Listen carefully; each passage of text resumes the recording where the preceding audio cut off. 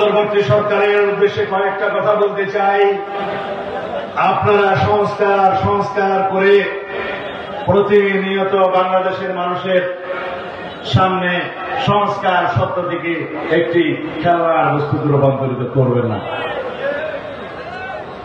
সংস্কার হবে, সেই সংস্কারের প্রস্তাব 31 দফা বাংলাদেশ জাতীয়তাবাদী দলের পক্ষ থেকে আরো 1.5 বছর আগে 2023 সালের 13 জুলাই জনসমক্ষে আমাদের নেতা জনাব তারেক রহমান প্রস্তাব আকারে পেশ করেছেন।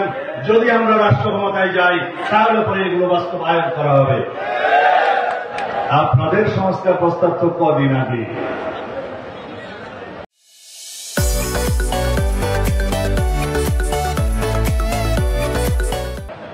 সংস্কার হবে, সংস্কার একটি ধারাবাহিক প্রক্রিয়া। যতদিন রাষ্ট্র থাকবে, জনগণ থাকবে, গণতন্ত্র থাকবে, সংবিধান থাকবে, এই দেশ থাকবে, সংস্কারের মধ্য দিয়ে আমাদের যেতে হবে। সংস্কার কখনো শেষ হয়ে যায় না। সংস্কার একটি ধারাবাহিক চলমান প্রক্রিয়া।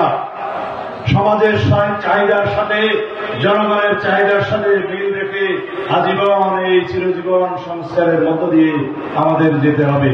কিন্তু আপনাদের কয়েকজনের কথা শুনলে মনে হয় সংস্কার ডিসেম্বরের ভিতরেই সব করতে হবে। আমি সংস্কারের বিষয়ে এর বেশি বলবো না। শুধুমাত্র জরুরি সংস্কার, যেগুলো নির্বাচন করার জন্য প্রয়োজন স্বল্পমেয়াদী, সেগুলো নির্ধারিত করুন, জাতীয় ঐক্যমত সৃষ্টি করুন, সেই সংস্কার বাস্তবায়ন হবে।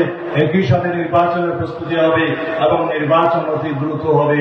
সেই নির্বাচন অবশ্যই আমাদেরকে ডিসেম্বরের আগে যেটা আশ্বাস দিয়েছেন সেই মতেই হতে হবে। দ্রুত রুটম্যাপ প্রদান করুন।